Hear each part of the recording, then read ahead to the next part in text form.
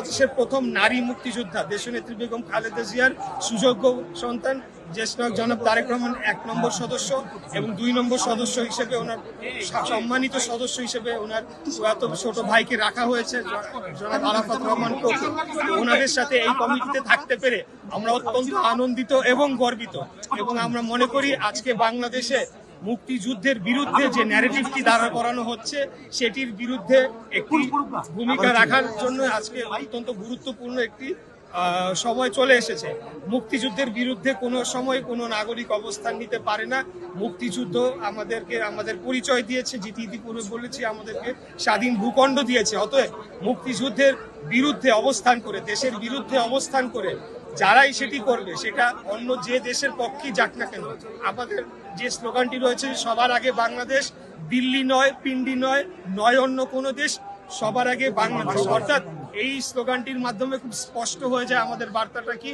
আমরা বাংলাদেশের পক্ষের সকল যে রাজনৈতিক শক্তি রয়েছে, গণ অভ্যুত্থানের পরবর্তী সময় সকল যে রাজনৈতিক দল রয়েছে, আমরা চাই সকলে আমাদের পূর্বের ভেদাভেদ ভুলে গিয়ে আগামীতে সকলে মিলে বাংলাদেশকে একটি গণতান্ত্রিক রাষ্ট্র হিসেবে গড়ে তুলব, এবং আমরা এভাবে আমাদের খালেদা জিয়ার অপূর্ণতা বিএনপি পূরণ করতে পারবে কিনা, আর তার যে আপসীনতা কতটুকু ধরে রাখতে পারবে আগামীর বাংলাদেশে।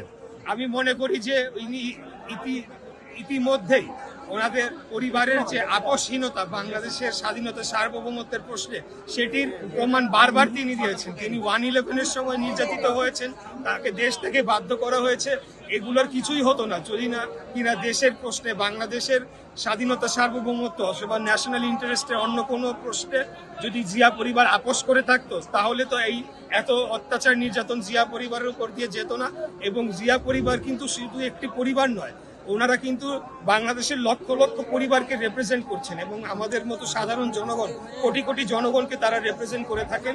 আমাদের কথাগুলাই ওনাদের রাজনৈতিক কর্মকাণ্ডের মাধ্যমে প্রতিফলিত হয়। অতএব এই পরিবারের উপরে আক্রমণ মানে বাংলাদেশের স্বাধীনতা সার্বভৌমত্বে বিশ্বাসকারী যে সকল জনগণ রয়েছেন এবং আমাদের নেত্রীর যে দীর্ঘ লড়াই, এই বয়সে ওনাকে জেলে কারাবরণ করতে যায়। আমি নিজে কারাবরণ করেছি, আমি জানি সেই জীবনটা কত কষ্টের হয়, এবং সেই জায়গাতে উনি মানে এই বয়সে এই শারীরিক অসুস্থতা নিয়েও যে কারাবরণ করেছেন, কিন্তু তারপরেও একটিবারের জন্য বাংলাদেশের প্রশ্নে আপোষ করেন নাই। এবং আমাদের নেতার ক্ষেত্রেও তাই, উনি একটিবারের জন্য, একটি সেকেন্ডের জন্য কখনো তিনি বাংলাদেশের প্রশ্নে আপোষ করেন নাই, যার কারণেই ওনার শারীরিকভাবে আহত করা থেকে শুরু করে এই ধরনের নির্যাতন ওনার পরিবারের উপর নেমে এসেছে।